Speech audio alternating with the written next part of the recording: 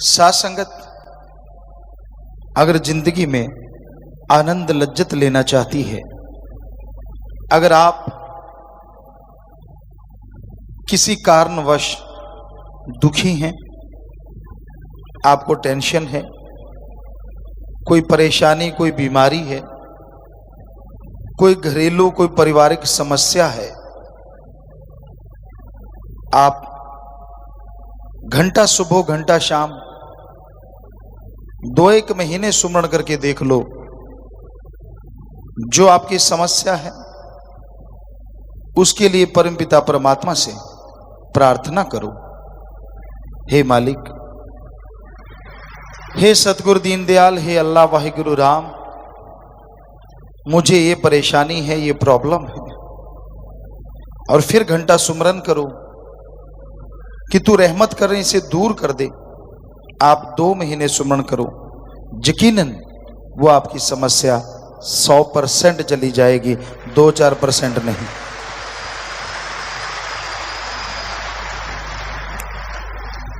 फिर भी कई बार जीव कह देता है, गुरुजी मुझे कोई तरीका बताओ, परेशान हूं, दुखी हूं। इससे अच्छा तरीका और क्या हो सकता है? और सब चीजों के लिए है, दुख है, बीमारी है, परेशानी है, कलह कलेश है, घरेलू समस्या है, बस घंटा सुबह शाम सुमरनी तो करना है। लेकिन इस कलयुग में यह देखने में आता है कि लोग सुबह शाम सुमरन नहीं करते, पेट फड़वा लेंगे यानी ऑपरेशन करवा लेंगे, महीनों महीनों चारपाई पे लेटे रहेंगे, दुखी होते रहेंगे। कईयों का टट्टी पेशाब पाइप के द्वारा होता रहता है, वो करवाना मंजूर है, लेकिन घंटा सुबह और घंटा शाम सुमरन नहीं करते। कितना आसान है अपने दुख दर्द बीमारियों को खत्म कर लेना, और वो भी ऐसे घोर कलयुग में यहां हाथ को हाथ खाए जा रहा है। हम देख रहे हैं इर्द गिर्द दूर दराज लोग गर्ज से बंध गए हैं। गर्ज है, स्वार्थ है तो प्यार मोहब्बत करते हैं, और गर्ज अगर नहीं तो सलाम, नमस्कार, सत श्री अकाल नारा लगाना भी पसंद नहीं करते। ऐसा घोर कलयुग का समय चल रहा है। हर कोई मतलब परस्त, स्वार्थी सा बन गया है। ऐसा नहीं है कि निस्वार्थ लोगों का बीज नाश हो गया है। निस्वार्थ भाव से प्यार मोहब्बत करने वाले भी हैं, पर बहुत कम। कोई आता है मेरे बेटा नहीं, कोई आता है दूध नहीं, कोई आता है बिजनेस नहीं, नौकरी नहीं, शादी नहीं हो रही, और कईयों को तो अजीबोगरीब हालत में तड़पते देखा। क्या चाहिए? बेटे ने मारा, फिर क्या आप चाहते हैं? मेरे पोता हो जाए। बेटे ने मारा, चाहिए पोता हो जाए। पोता तेरे लिए मखमल बिछा देगा। ये नहीं मांगते कि हमें गुरुजी भगवान चाहिए, अल्लाह राम चाहिए। मखमल बिछाएगा ही नहीं, सुलाएगा मखमल पे, चलाएगा मखमल पे और उड़ाएगा भी मखमल पे। यानी इतना सा भी दर्द का एहसास नहीं होने देगा। उसको नहीं मांगते, दुनियावी चीजों में पगलाए हुए हैं। चलो, जैसा वक्त होता है संत मालिक से वैसी दुआ करके कर्म करवाते हैं। परम पिताजी दाता रहबर ने एक जगह लिखा है कि राम का कामकाज संतों द्वारा ही होता है। भगवान के घर के जितने भी कार्य हैं भगवान संतों द्वारा करवाता है, और सच है। चलो बेटा चाहिए तो बेटा ले लो, दूध चाहिए दूध सही, बिजनेस चाहिए बिजनेस सही, जो जी चाहे ले लो, पर भगवान का नाम भी ले लो ताकि वो सारे समान का सच्चा सुख मिले।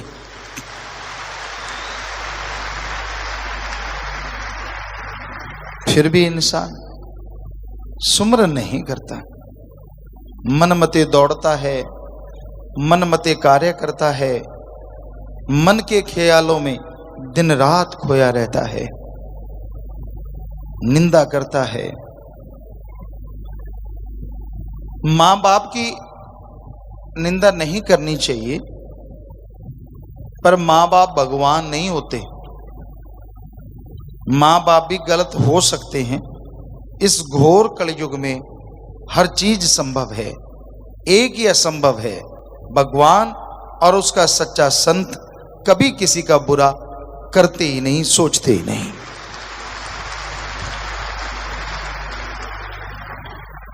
वैसे तो मां बाप की कोई निंदा करे, सामने वाला अगर ये सवाल कर दे, तेरी रगों में किसका खून है भाई, क्या आपके पास कोई जवाब है? क्योंकि जिस मां बाप की निंदा कर रहे हो, उसी के जीन्स, उसी का ब्लड, उसी का बना हुआ शरीर के अंदर भगवान की आत्मा है, तो आप कहां से भले मानस हुए? इसका सिर्फ एक ही जवाब है, मां बाप बुरे हैं। अगर कहे आप अच्छे कैसे हैं, अरे भाई मुझे मेरे सतगुरु मां बाप ने गोद ले लिया है, इसलिए मैं अच्छा हूं।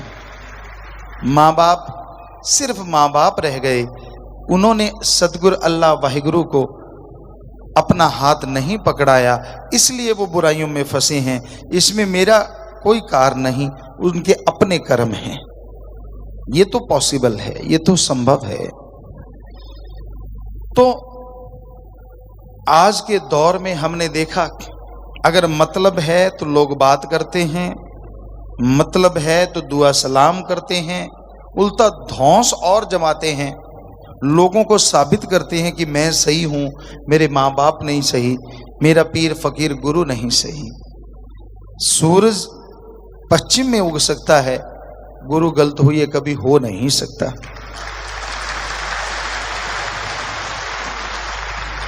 वो जो भी कार्य करता है अपने लिए तो करता ही नहीं, अल्लाह वाहिगुरु राम के हुक्मानुसार, सतगुरु मौला के हुक्मानुसार और सबके भले के लिए करता है।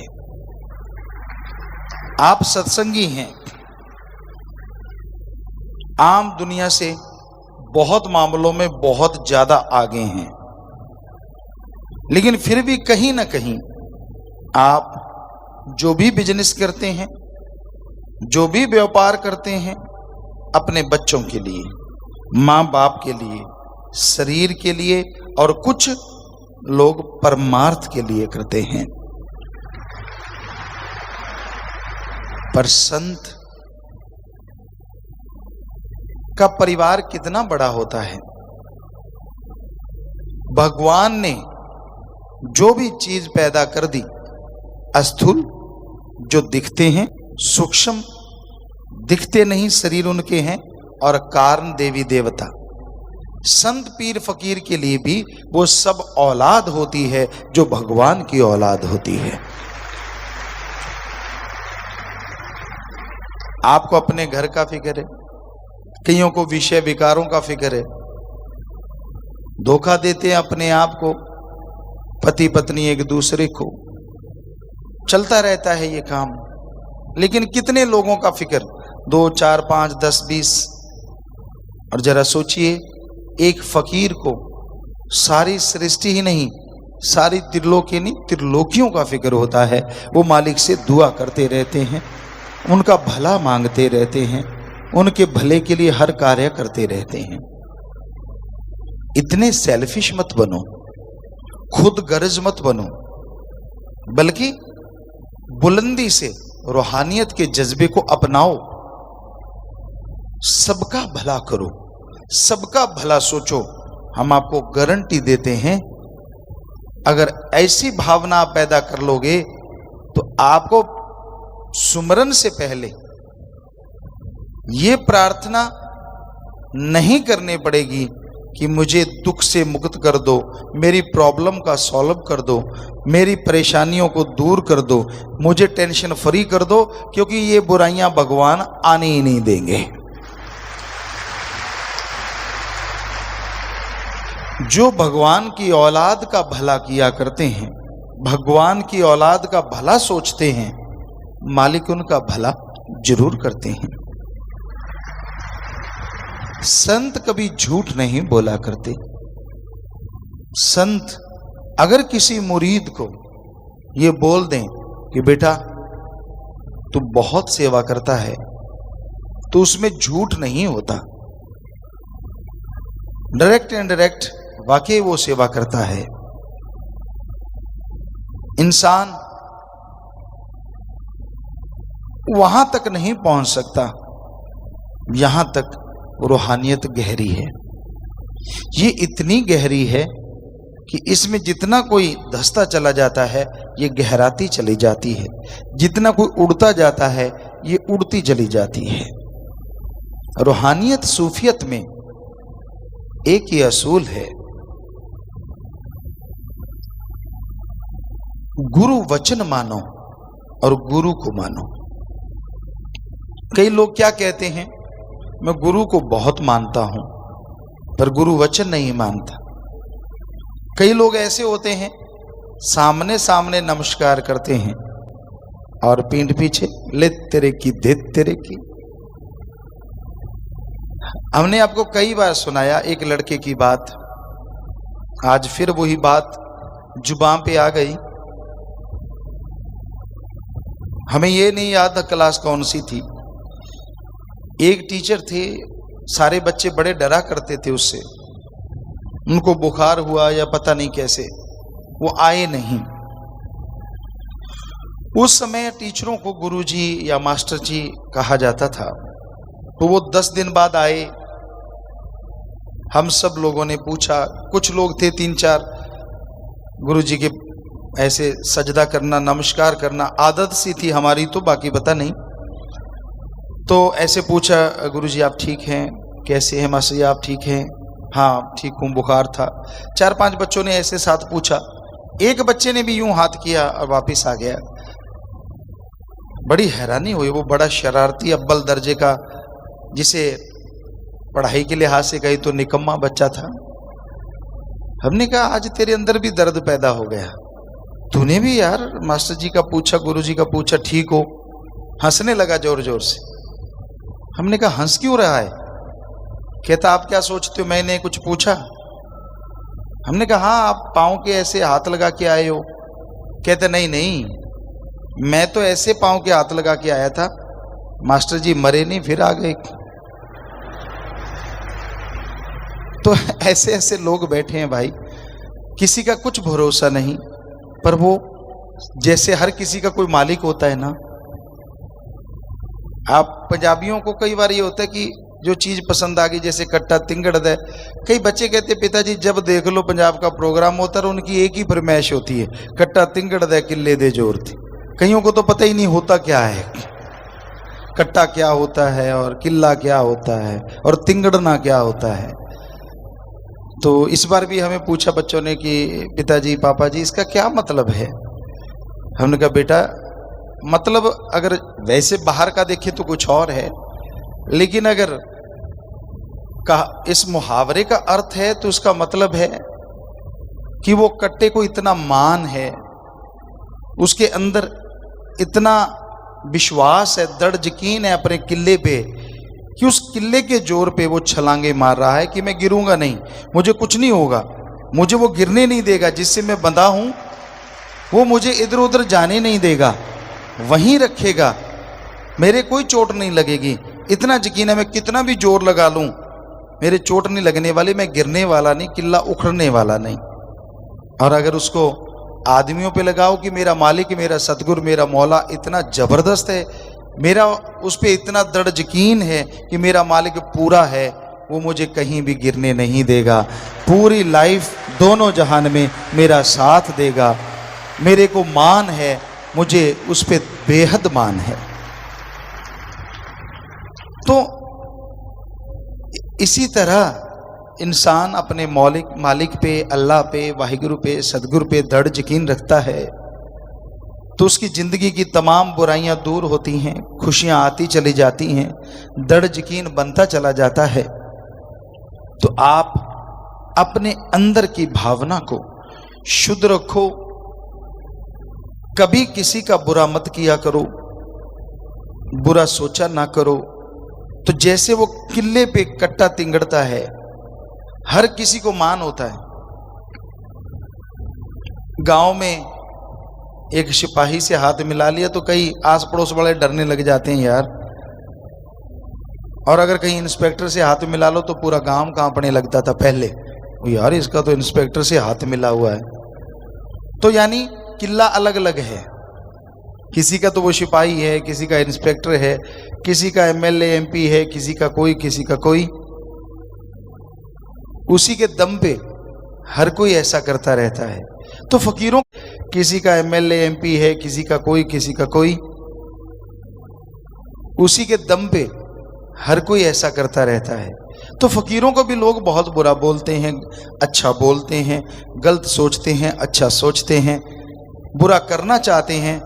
पर फकीरों का किला ऐसा किला होता है जो दोनों जहां जिसके सहारे खड़े हैं वो अल्लाह वाहिगुरु सतगुरु मौला होता है, वो उस पे मान होता है, उसी के सहारे जीते हैं, वो ही सब कुछ करवाता है। तो आपने सुना अलग अलग जगहों पे जाते हैं, भाषाएं अलग अलग होती हैं, वहाँ हम व्याख्या करते हैं, हमें खुद नहीं मालूम उनको कैसे समझ आ जाती है, और किसी भी हिंदी भाषी की समझ नहीं आती। और सतगुरु मौला जब हमसे वही भाषा बुलवाते हैं तो उनको पटाक पटाक समझाती है, वो तालियां मारते हैं, बड़े खुश होते हैं। तो वो जो ट्रांसलेटर होता है, जो द्विभाषीय होता है, उस भाषा को परिवर्तन करके बोलता है, वो दंग रह जाता है कि मैंने तो अभी बोला ही नहीं और ये ताली कैसे मार रहे हैं। वो हमें देखता है, कभी उनको देखता है। तो ऐसा हर जगह हुआ। अपने देश में कितनी भाषाएं हैं, लगभग हमने सब जगह गए और सब जगह ऐसा मंजर देखा। और ये कॉन्फिडेंस होता है कि हाँ, जो बोलेंगे ये समझ जाएंगे। क्यों? क्योंकि किला बहुत जबरदस्त है।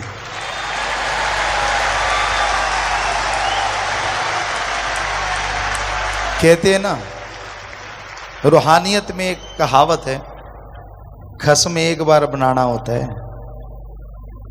दुनिया के दुनियावी तौर पे भी देख लो, अपने देश में तो पति पत्नी का रिश्ता तो एक बार ही बनता है। कई गल पे ढोल बजाते रहते, बजाना ही पड़ता है। कभी पत्नी ढोल बजा रही है, कभी पति बजा रहा है। जिसका पति बुरा, बेचारी पत्नी ढोल बजा रही है, मजबूरी है। और जिसकी पत्नी बुरी, पति ढोल बजा रहा है। तो रूहानियत में एक कहावत है कि खस्म तो एक बार ही बनाना है, तो क्यों ना ऐसा पक्का खस्म बना लें जो एक बार हाथ पकड़ ले, दोनों जहान में ना छोड़े। हमें तो हमारा वो खस्म अल्लाह वाहिगुरु गौड़ खुदा राम शाह सतनाम शाह मस्तान मिला है, जिसने एक बार हाथ पकड़ा है, अब बेफिक्री है, अपने आप ले जा रहा है। कठपुतली है, अपने आप नचा रहा है, नचाएगा, नचाता था, नचाएगा। तो ऐसा खस्म बनाओ, दृढ़ यकीन रखो, सामने ही सिर ना झुकाओ, हमेशा हमेशा वो दृढ़ इरादा, बुलंद हौसला बना के रखो। और किसी की कोई बुराई करे तो करे, और किसी के बारे में कुछ बोला गया तो बोला गया, पर अपने गुरु मुर्शिद कामिल के बारे में बोला भी गया, ऐसा हो भी जाए तो आधा घंटा सुमन करो, मालिक से माफी मांगो, तो वो दया का सागर माफ भी कर देता है और खुशियां भी बख्श देता है। पर पतिव्रता का स्वाद तो फिर है कि जुबान पे सामने है तो भी सजदा, और बाद में है तो भी सजदा। आनंद ही कुछ और होता है। सतगुरु मुर्शिद के हम आपको अपनी बात बताते हैं, कल भी सुनाई, कि जब शाह सतनाम दाता रहबर के दर्श दीदार करते, हमें ये नहीं होता था कि आसपास कोई बैठा भी है। साथ संगत होती थी, बेपरवाह जी के वचन हजारों में होती थी। पहले कुछ हजार, फिर काफी हजारों में। तो ये लगता ही ना था कि ये कोई आसपास बैठा है, मैं हूं और तू है। फिर जमकर इश्क करेंगे। वो झूठ नहीं बोला, वो सच है। हम कोई भी अल्फाज लिखा है, कोई भी भजन लिखा है, वो अपने पे लिखा है। आप पे लगता है कि नहीं लगता मालिक जाने, पर हम पे तो लगता है, तो ही लिखा है। तो कुछ नहीं दिखता था, यूं लगता था हम बैठे हैं और वो बैठे हैं, बस, और कुछ है ही नहीं। तो ऐसा नजारा जब हो जाता है, इश्क बेइंतहा हो जाता है। वो है चरम पे पहुंचा हुआ इश्क, वो है रूहानी इश्क। जिसके अंदर ऐसा इश्क जाग जाए तो इश्कवाज काम करता है, और आपको तो इश्क से हटने की फुर्सत नहीं मिलती। इश्क ही चलता रहता है, इश्क ही होता रहता है, इश्क ही जागता है, इश्क ही सोता रहता है। क्योंकि इश्क जिसको लग जाता है वो दोनों जहां में सबसे निराला होता है और खुशियों से लबरेज होता है।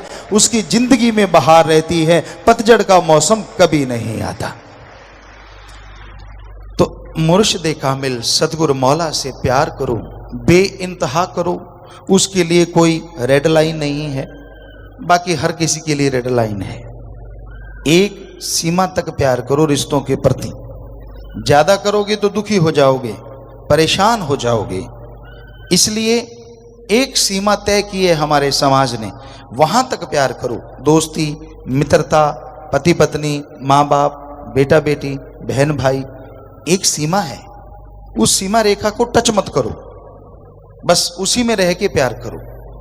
लेकिन अल्लाह वाहिगुरु राम के लिए कोई सीमाएं नहीं है। जितना मर्जी प्यार करते जाओ, जितना करते जाओगे सुखी होते जाओगे। जितना प्यार बढ़ता जाएगा अंदर बाहर से माला माल होते जाओगे। यही एक रास्ता है जिस पे चलते जाओगे, थकोगे कभी नहीं, बल्कि तंदुरुस्ती पाओगे, ताजगी पाओगे, और दोनों जहां की खुशियों से माला माल हो जाओगे। तो प्यारी साथ संग जियो, कहीं भी रहो, फिक्र मत करो। आपका साया आपसे दूर हो सकता है। जब अंधेरा हो गया तो साया ही नहीं दिखता, परछाई नहीं दिखती, वो भी दूर हो जाती है, आप अकेले रह जाते हैं। फिर भी ऐसा लगता है नहीं यार दोस्त कोई तो है, चारपाई है, पर जब आप सो जाते हैं तो सब कुछ ही खत्म हो जाता है, आप अपने आप में होते ही नहीं। पर अगर सतगुरु पे दृढ़ यकीन है तो क्या सोते क्या जागते, वो कभी दूर ना हुआ, ना है और ना कभी होगा। वो तो साथ ही रहता है, अकेले तो आप होते ही नहीं। ऐसी अवस्था जब आ जाती है उसे कहते हैं आशिक।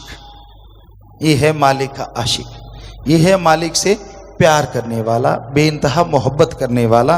और ऐसी मोहब्बत अमर हो जाती है, दोनों जहान में कुलों का उद्धार हो जाता है, खुशियां बेइंतहा मिलती हैं, गम दुख दर्द चिंताएं मिट जाती हैं, और परमानंद की बहार हमेशा छाई रहती है। तो प्यारी साथ संग जियो, सतगुरु मौला सब कुछ करवाते हैं। जिमे जिमे हुक्म तिमे तिमे कार। जैसा सतगुरु मुर्शिद चलाना चाहते हैं वैसा ही फकीर चलता है। कठपुतली को जैसा वो नचाया करते हैं वो वैसा ही डांस दिखाती है। उसी तरह अल्लाह वाहिगुरु सतगुरु भगवान चलाने वाला है, और हम सब कठपुतलियां हैं। कौन सी कठपुतली कैसे नचानी है वो सब जानता है, पर कठपुतली तो अपने आप कुछ कर नहीं सकती। आप जीती जागती कठपुतलियां हैं, और आपको एक हक दिया है जिसको कहते हैं खुद मुख्तियारी। उसमें रह के अगर आप सतगुरु से प्यार करें, सुमरन करें, सेवा करें, सबका भला मांगें, यकीनन वो आपको ऐसा नचाएगा, आपके गम, आपके दुख दर्द, सब परेशानियां आपके पांव तले कुचली जाएंगी, और खुशियों से आप माला माल हो जाएंगे। सत्संग ऐसी जगह होती है, यहां आने से इंसान को कर्मों का पता चलता है, कौन से अच्छे कर्म हैं, कौन से बुरे कर्म हैं। यहां आने से पता चलता है आप अपनी बुरी आदतों को कैसे बदल सकते हो। हर इंसान के अंदर आदतें जरूर रहती हैं, किसी के अंदर अच्छी ज्यादा हैं, पर वो कोई कोई है, बुरी आदतों वाले ज्यादा हैं। और आदत को बदलना कोई मामूली बात नहीं। बारे शाह ने हीर लिखी है, लेकिन कई बातें मजाजी इश्क वालों के भी सच्ची होती हैं।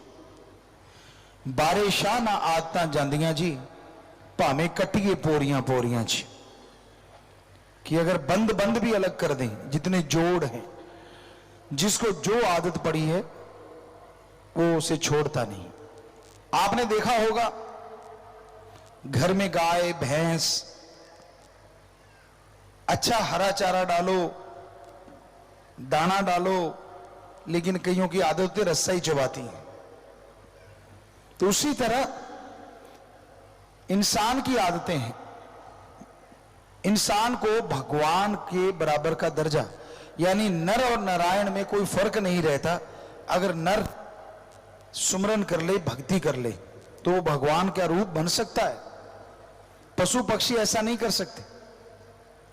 पर पशुओं की आदत बदलने के लिए उनके मुंह पे कुछ ना कुछ चढ़ा दिया जाता है। हमने देखा गांव में, पंजाबी जो छिकड़ा कहते हैं, चिकली कहते हैं, वो चढ़ा दिया जाता है। और वो रस्सा खाएगा कैसे?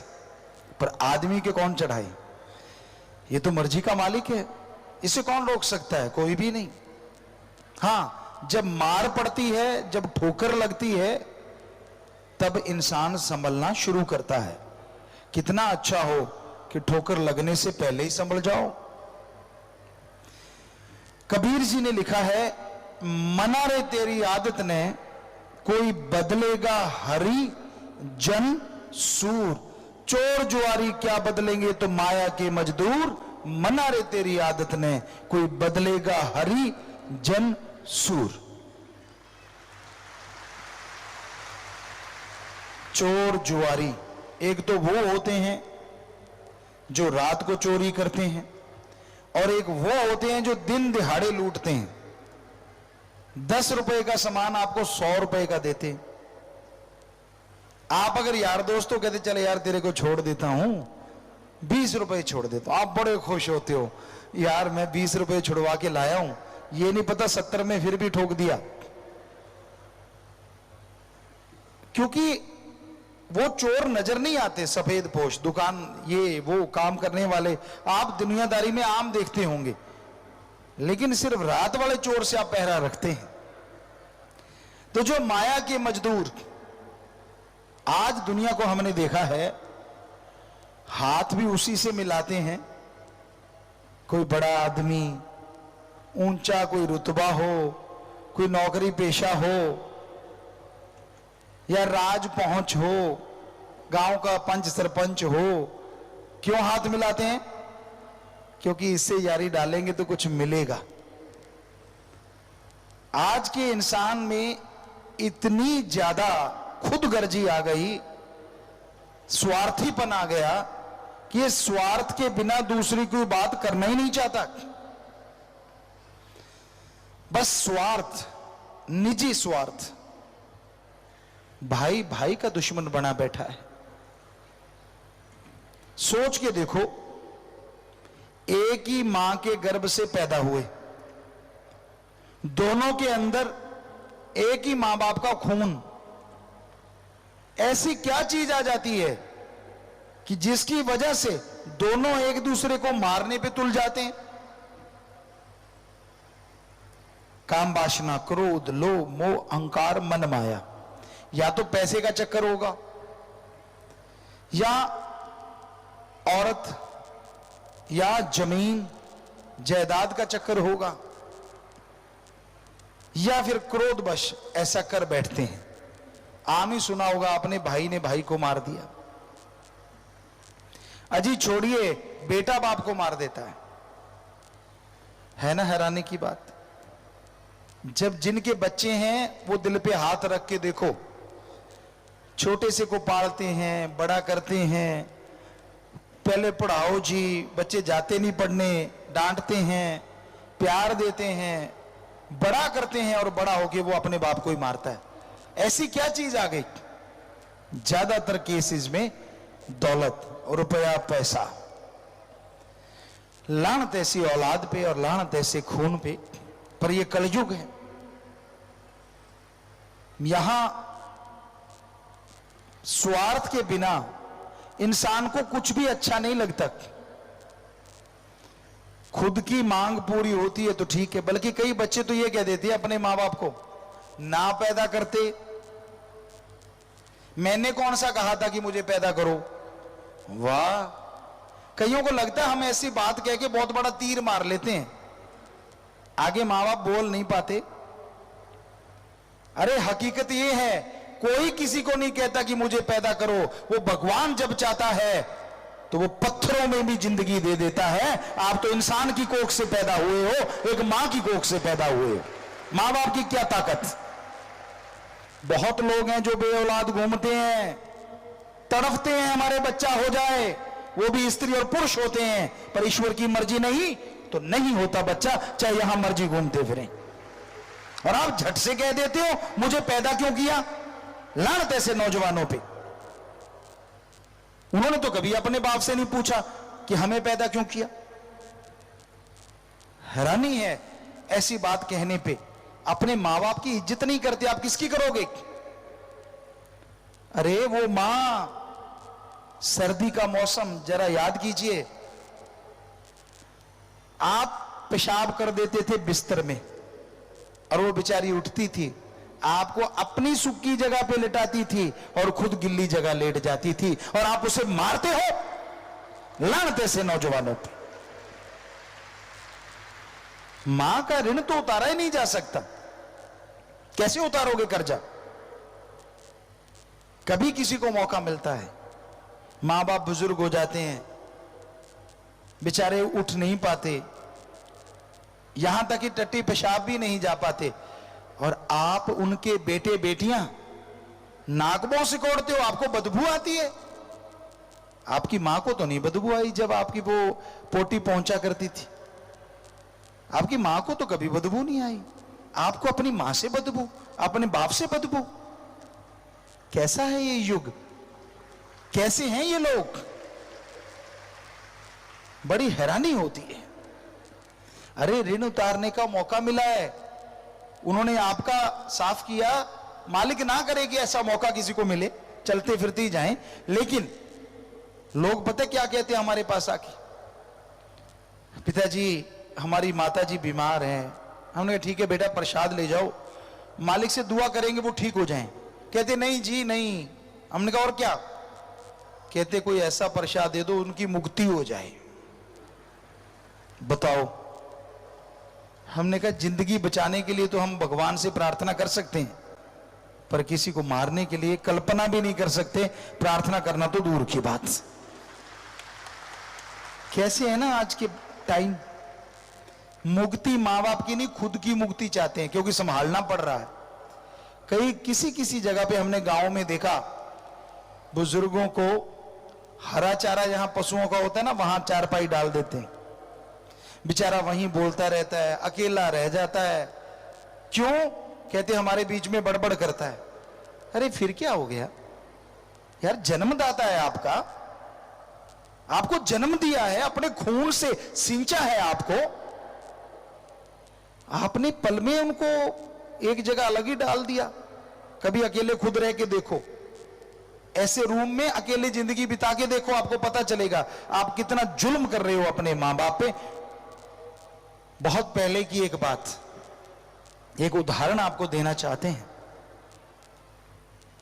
एक बुजुर्ग बेचारी ऐसी हो गई, चारपाई पे ही टट्टी पेशाब करने लगी, तो बहू कहने लगी कि भी इसको दफा करो। बेटा कहता नहीं मेरी मां है। समय गुजरा, आखिर बेचारी बहुत लाचार हो गई मां उनकी, तो बहू कहने लगी भी या तो मैं नहीं रहूंगी या इसको कुछ करो। कहता क्या करूं। छोटा सा बेटा उनका 5-1 साल का, उन्होंने सोचा ये तो छोटा सा है, उसी के सामने बोलने लगी ऐसे करो, कब्रिस्तान जाओ, गड्ढा खोद दो और इसको मरणसन तो है ही, हल्का सा गला दबाएंगे और वहीं दबा के वापिस आ जाएंगे। वो कहने लगा ठीक है। तो दिन का समय था, कब्रिस्तान में वो जाने लगा तो बेटा कहने लगा मैं भी चलूंगा। कहने लगा नहीं नहीं बेटा तू क्या करेगा? कहते नहीं अब्बा मैं भी चलूंगा। चले गए दोनों, गड्ढा खोदने लगे। कहने लगा बच्चे ने देखा ये क्या कर रहे हो? कहते आपके दादी का इंतजाम कर रहे हैं। गड्ढा खोदने लगे। अब सांस चढ़ गया फादर का, बाप का, तो उसका छोटा सा बेटा 5 साल का, उसने फावड़ा उठा के ऐसे ऐसे करने लगा। बाप कहने लगा तू क्या कर रहा है? कहने लगा अब्बा आप क्या कर रहे हो? कहने लगा मैं तो कब्र खोद रहा हूं, तेरी दादी मां को दफनाऊंगा। बच्चा मासूमियत से कहने लगा अब्बा मैं भी गड्ढा खोद रहा हूं। कहता तू क्यों खोद रहा है? कहता मैं आपको दफनाऊंगा, आपका भी तो टाइम आएगा, जैसे तू दादी मां को दफना रहा है मैं भी तुझे दफना दूंगा। तो उसकी आंखें खुल गई, बहुत रोया और घर आके बीबी को कहता जाना तो जा, मैं अपनी मां की सेवा करूंगा, मारूंगा नहीं। तो कोई पता नहीं होता कौन कब शिक्षा दे दे, छोटे से बच्चे ने उसका हृदय परिवर्तन कर दिया। तो आप पढ़ लिख गए, कोई तोप नहीं मार दिया आप जैसे लाखों घूम रहे हैं पढ़ लिख के। मजा तब है जब आप अपने घर से शुरुआत करो सेवा की। अपनी मां जिसकी कोख में जन्म लिया, अगर आपको लगता है ये फजूल है तो आप 3-4 किलो का बट्टा ले लो और अपने पेट पे बांध के 5-7 दिन सो के दिखाओ। नहीं सो पाओगे, नींद नहीं आएगी। अरे आपकी मां ने आपको 9 महीने पेट में रखा है, सोती भी रही, जागती भी रही, काम भी करती रही, और आप उसको तगमा देते हो मुझे क्यों जन्म दिया? ऐसा कभी नहीं करना चाहिए, ऐसा कभी नहीं बोलना चाहिए। सेवा करो जितनी हो सकती है मां बाप की। अगर आपके मां बाप गलत रास्ते पे जाते हैं समझाने की कोशिश करो, फिर भी नहीं समझते लड़ो ना, तकरार ना करो। एक कहावत है राड़ से बाड़च, अलग हो जाइए, पर फिर भी मां बाप की निंदा ना करो, क्योंकि मां बाप की निंदा करते हो तो उनका खून आप में है। अगर वो गंदे हैं तो आप अच्छे कैसे हो सकते हो? पर मां बाप को भी तो चाहिए ना कि वो बच्चों का सत्कार करें। जो भी यहां बुजुर्ग हैं जिनके बच्चे हैं, वो अपने बेटों से, अपनी बेटियों से एक सहेली, एक दोस्त की तरह भी आप रिश्ता रखो, ताकि कहीं भी वो जाते हैं हर बात आपको बेझिझक बता सके। होता क्या है, आप इतना डरा देते हो अपनी बेटी को, बेटे को, कि वो आपसे बात नहीं कर पाते, और उनके साथ कुछ गलत हो रहा होता है स्कूल में, कॉलेज में, कहीं भी, तो वो आपको बताएंगे नहीं, क्योंकि उनको पता अगर बताएंगे तो पिटाई होगी। और दूसरी तरफ अगर एक सच्चे दोस्त की तरह आप रहते हैं तो वो आके बताएगा, आपका बेटा, आपकी बेटी, मम्मा पापा मेरे साथ ऐसा हो रहा है, मुझे ये कर रहे हैं। तो आप समय रहते अपने बच्चे का लाइफ बचा सकते हो, जिंदगी बचा सकते हो। तो माँ बाप ही नहीं, एक सही दोस्त की तरह उनको गाइड भी करो, ताकि बच्चा आपसे डिस्कशन कर सके, आपसे बात कर सके। आप उनके राक्षस मत बनो, उनके लिए भूत मत बनो। गांव में तो ऐसा ही होता है, शहरों में भी होता है, पर गांव में ज्यादा देखा। मां बाप के सामने बच्चा बोल ही नहीं सकता, घिग्गी बज जाती है, इसलिए शायद वो बागी हो जाता, बड़ा होके बेइज्जती करता है। तो सत्कार करो और सत्कार करवाओ, बुजुर्गों का फर्ज है। जब बच्चा नौजवान हो गया तो गृहस्थ जिंदगी के बाद वानप्रस्थ भी आश्रम होता है। वन में जाया करते थे लोग, चलो आप वन में ना जाओ, घर में रहो, पर बच्चे के कंधों पे बोझ डालो कि ले बेटा तू जवान हो गया, अब तू संभाल। हां मेरे पास तजुर्बा है बेटा, अगर तुझे तजुर्बा चाहिए तो मैं दूंगा। हाँ फिर बेटा ले ही ना तो बात अलग है, उसकी मर्जी। आपने अपनी जिंदगी में बहुत अच्छा नाम किया, बहुत कुछ बना के दिया बच्चों को। अब बच्चे ही नहीं मानते, बच्चे ही अगर नहीं सुनते, तो वो अगर गलत करेंगे या नुकसान करेंगे तो वो उनका है। तो मां बाप को भी चाहिए उनकी बात भी सुने। कोई छोटा बच्चा भी राय देता है, कोई पता नहीं आपके घर के लिए वो कितनी अच्छी हो। ये मत सोचो कि वो बच्चा ही है। दिमाग मां के गर्भ में आते ही बनना शुरू हो जाता है, और मां के गर्भ में भी बच्चा बहुत कुछ सीख लेता है। अब मिन्नू चक्रव्यूह तोड़ना सीख गया था, आपकी जानकारी के लिए। तो ये मत सोचो कि यार ये कल का छोकरा मुझे क्या सिखाएगा। नहीं नहीं, गलत। अच्छी बात चाहे बच्चा कहे चाहे बड़ा कहे, परिवार वाले मुखिया को माननी चाहिए, और जो मान लेगा उसका ही घर तरक्की करता है, नहीं तो पीछे रह जाता है। तो हर किसी का सत्कार, अगर आपकी बहन है, आपका भाई है, उनके लिए जो रिश्ता बनता है वो भावना रखिए, सत्कार कीजिए एक दूसरे का। हालांकि ये कलयुग है, बड़े बड़े महानगरों में तो कोई बहन भाई रिश्ता नाता नहीं रहा, चाहे आपको बुरा लगे, लेकिन सच यही है।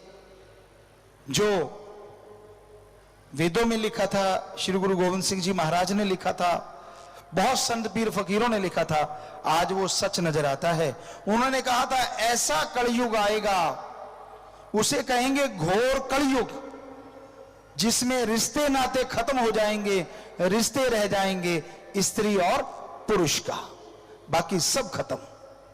और आज के दौर में बड़े बड़े महानगरों में तो ऐसा हो गया, बल्कि गांवों में भी ऐसा होता जा रहा है। जो बचे हुए हैं अच्छे संस्कार हैं, भगवान की कृपा है, और उनका भगवान से प्यार है, तभी बचे हैं, वरना बहुत मुश्किल है। आग लगी हुई है चारों तरफ। तो ऐसी बुराई की आग में जीना, राम नाम से जो जीते हैं, अल्लाह वाहिगुरु की भक्ति से जो जीते हैं, कहते हैं सोना गोल्ड आग में से निकल के ही अच्छी आभा पाता है, चमक पाता है। तो जो ऐसे दौर में से निकल जाते हैं, भक्ति इबादत करते हैं, अच्छे कर्म करते हैं, लोग उनका नाम सत्कार के साथ लेते हैं, उनके मां बाप की, परिवार की इज्जत होती है। अरे जवानी सभी पे आती है। जवानी ये मत सोचो कि आप पे कोई नई आई है, आपसे पहले भी सभी पे आई, गधे पे भी आती है, पर वो दुलत्तियां झाड़ झाड़ के गवा बैठता है। इंसान पे जवानी आई है तो कहते हैं जवानी पहले दर्जे की, जो किसी के काम आ जाए, किसी की जिंदगी बचाए, किसी रोते हुए को हंसाए, किसी का दुख दर्द मटाए, वो है जवानी।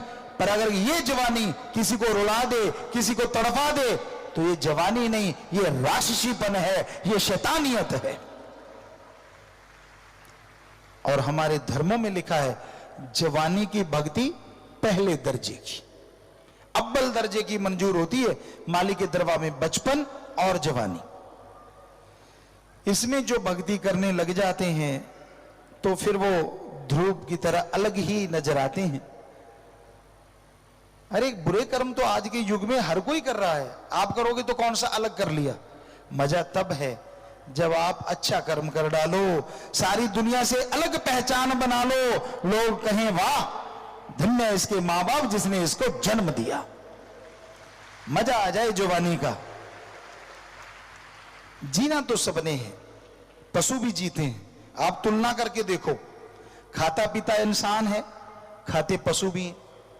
इंसान जब मर्जी खा लेता है, पशु को जब मिलता है तब खा लेता है। बच्चे इंसान के होते हैं, बच्चे पशु के होते हैं। घर इंसान बनाता है, पशु भी कोई ना कोई जगह ढूंढ लेता है रहने के लिए। बल्कि पशु कई मामलों में आगे है। पशु का मल मूत्र पेशाब हड्डियां चमड़ा सब काम में आता है, और आदमी का मल मूत्र संभालने के लाले पड़े हुए हैं। इतना संभालें तो संभालें कैसे। हड्डियां भी संभालने जाते टैक्स और लगता है, वो कहते टैक्स दे पहले, और जलाने पे लकड़ियां अलग से। तो इस मामले में तो पशु आगे है काफी, क्योंकि वो जीते जी भी काम आता है और मरने के बाद भी हड्डियां चमड़ा सब कुछ काम में। और इंसान कहता नहीं मैं ही सर्वश्रेष्ठ। वाकई इंसान सर्वश्रेष्ठ है अगर वो इंसानों वाले काम करे।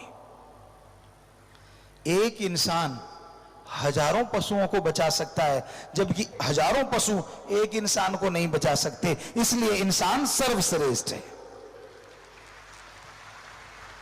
इस धरती पे रहता इंसान भगवान को देख सकता है, पशु नहीं देख सकते, इसलिए इंसान सर्वश्रेष्ठ है।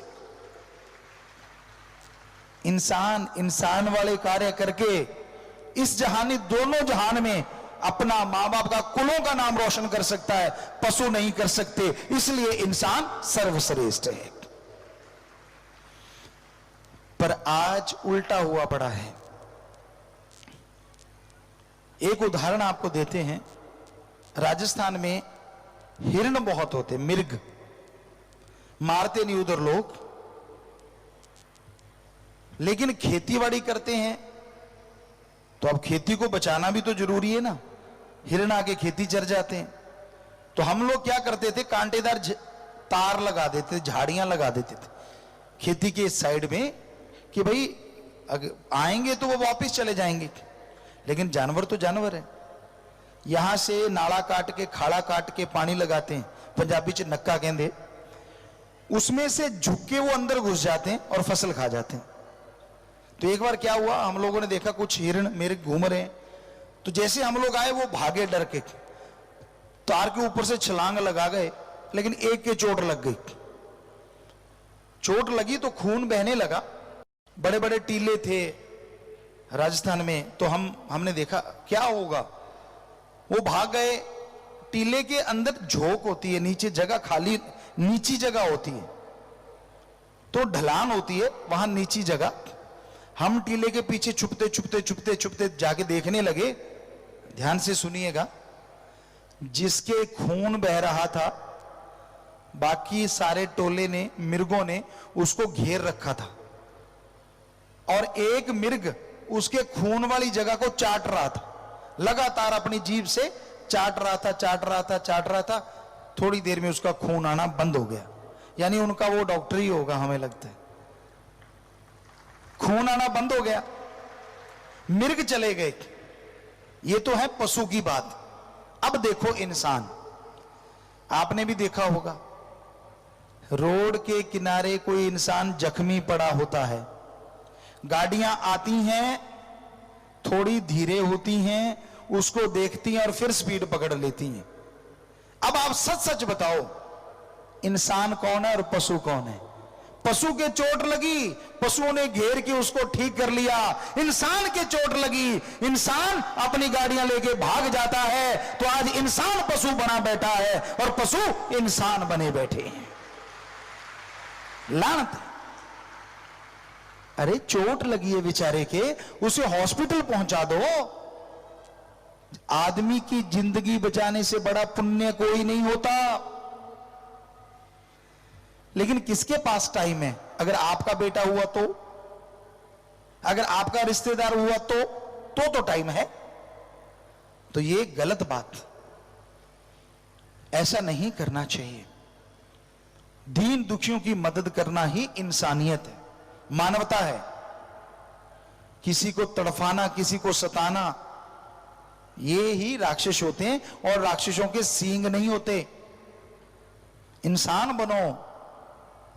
अरे जवानी है, अच्छे गेम खेलो, देश का, मां बाप का नाम रोशन करो, अच्छे पढ़ लिख जाओ, मां बाप का, देश का नाम रोशन करो। अगर ऐसा भी नहीं तो अनपढ़ भी हो तो भी कोई बात नहीं, अच्छे कर्म करो तो भी मां बाप और देश का नाम रोशन कर सकते हो। अकबर कोई ज्यादा पढ़ा लिखा नहीं था, अनपढ़ ही था, और आप जानते कितना बड़ा राजा बना था वो। सो इस चक्कर में मत रहो कि आप तो पढ़ ही नहीं पाए, टाइम बीत गया। वैसे सीखने का कोई टाइम नहीं होता। कोई भी कलाकार, कोई भी प्लेयर, कोई भी गुणवान इंसान ये नहीं कह सकता कि मैं 100% परिपूर्ण हूं। लास्ट तक सीखते जाओ, बहुत कुछ सीखने को मिलेगा। कोई भी नहीं कहता, हमने तो कभी सुना नहीं। तुलसी जी इतने बड़े विद्वान, जो कोई कहे संत को चीना, तुलसी हाथ कान को दीना। वो भी कह रहे हैं कि संत जो उस मालिक से मिलाता है, जो मालिक का नाम गाता है, कि किसी ने कह दिया कि मैंने तो उसको पहचान लिया। तुलसी जी कहते भाई मैं तो तौबा करता हूं। जो भी अच्छा काम आप सीख रहे हो, लगन से सीखो, एकाग्रता से सीखो। कई मां बाप कहते हैं जी बच्चों के ऐसे खेलते रहते हैं, खेलना नहीं चाहिए। ये आपका ही गलत बात है। हाँ, बच्चों को चाहिए कि पढ़ना भी चाहिए और खेलना भी चाहिए, क्योंकि जब आप खेलते हैं आपका माइंड फ्रेश हो जाता है। उसके बाद जब पढ़ेंगे तो पढ़ाई ज्यादा आएगी, ये हमने आजमाया है। तो आप हर अच्छे कर्म में भाग लो, हर बुरे कर्म से भाग जाओ। दोनों तरफ भाग है, अच्छे कर्मों में भाग ले लो और बुरे से भाग जाओ। यह मूल मंत्र है जिंदगी में खुशियों का। आवारागर्दी तो हर कोई कर रहा है भाई। क्या आपने देखा है, गांव में कहा करते हैं आवारा कुत्ता दर दर जाए दूर दूर होए, और जिसके पटा पहना है उसे हाथ ना लगाए कोई, क्योंकि पता है फलां का कुत्ता है। तो आवारा तो उनको भी बुरा मानते हैं जो कुत्ते घूमते हैं। आप तो आदमी हो, किसने बोला कि आप आवारा हो? किसने बोला कि आप कुछ नहीं कर सकते? हम कहते हैं एक फकीर के नाते आपके दिमाग में बहुत टैलेंट भरा है भगवान ने, बहुत कुछ। आप काम ही ना लो इस खोपड़ से तो कहना ही क्या। अगर काम ले लो और अच्छे काम में इसको लगा लो तो आप इतनी तरक्की कर सकते हो जो कभी आपने सोचा भी नहीं। नेगेटिविटी को अपने अंदर पनपने मत दो, यानी हतोत्साहित मत होइए, उत्साहित रहिए। यह मत सोचिए कि मैं कुछ नहीं कर सकता, मेरे से थोड़े ना कुछ होता है, मैं तो बस इसी काम का हूं। नहीं भाई, दिमाग बहुत दिया है। तेरे जैसे दिमाग वाले ने सुपर कंप्यूटर बनाया है। तेरे जैसे दिमाग वाला मंगल ग्रह तक पहुंच गया। अरे तेरे जैसे ही दिमाग वाले ने रॉकेट ऐसे ऐसे बना दिए जो सूरज तक जा रहे हैं। लोग चंद्रमा पे प्लाट काटने की सोच रहे हैं क्योंकि वहां पे उतरे हैं। आप दिमाग लगाते नहीं, सारा दिन शैतानी काम, सारा दिन फजूल के काम, सारा दिन फालतू की बहसबाजी, सारा दिन निंदा चुगली। कभी इससे फुर्सत ले लिया करो, बहुत हो गया, छोड़ दो। कितनी बार आपने चुगली करी होगी, पर अपनी बुराइयां अगर नहीं देखते तो दूसरों की बुराइयां देख के मजा क्यों लेते हो? अरे जो दूसरों की बुराइयां देखता है उसका बोझ खुद के ऊपर आ जाता है और वो बिल्कुल साफ हो जाता है, काफी हद तक साफ हो जाता है। जो गाते हो ना वो चला जाता है, खुद की बड़ाई गाओगे चली जाती है, खुद के अवगुण गाओगे चले जाएंगे। दूसरों के गुण देखो, अवगुण नहीं। अगर गुण देखोगे वो आपके अंदर आ जाएंगे और आप गुणवान बन जाओगे। काश इकट्ठे बैठो, कभी याद किया करो यार, आप अच्छा काम कौन सा करें जिसमें गांव का भला हो जाए। अच्छा काम कौन सा करें यार, मां बाप का नाम रोशन हो। अच्छा काम कौन सा करें जिसमें बिजनेस व्यापार बढ़ जाए, चलो यही कर लो।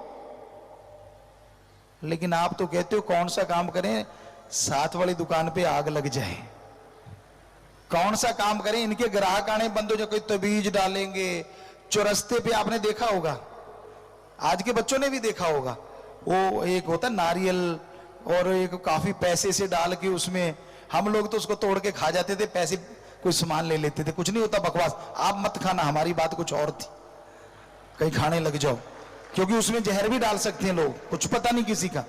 तो किसी से कोई चीज खानी नहीं चाहिए, क्योंकि आजकल ऐसे केमिकल आ गए हैं, अगर आप वो चीज खा लेते तो आपका दिमाग उसका गुलाम हो सकता है। ऐसे ऐसे केमिकल आ गए, इसलिए किसी से कोई चीज लेके खानी ही नहीं चाहिए। तो बड़े अजीबोगरीब वो रखते क्यों है चौरस्ते में, ताकि पड़ोसी का बेड़ा गर्क हो जाए, मेरा बढ़िया रहे, बाकी सारे बर्बाद हो जाएं। तो ऐसा नहीं करना चाहिए, क्योंकि अगर आप किसी का बुरा सोचते हो, एक पंजाबी कहावत है, कामां दे आखे टग्गे नहीं मरते। पुराने टाइम में बैल जोता करते थे लोग और काग आके काव काव काव करते कि भी मांस मिल जाए। तो किसी ने कहावत बना दी कि कामां दे आखे टग्गे यानी बैल नहीं मरते। सो ईर्ष्या नफरत वाले के कहने से किसी का काम खराब नहीं होता, बल्कि उसका काम देखते देखते खुद का काम खराब कर लेते हो। तो इसलिए अच्छे कर्म करो, सबका भला मांगो, मां बाप की सेवा करो, दीन दुखियों की मदद करो। हम आपको गारंटी देते हैं भगवान आपकी मदद करेंगे, आपको तरक्की देंगे, आपके घर में खुशियां जरूर आएंगी।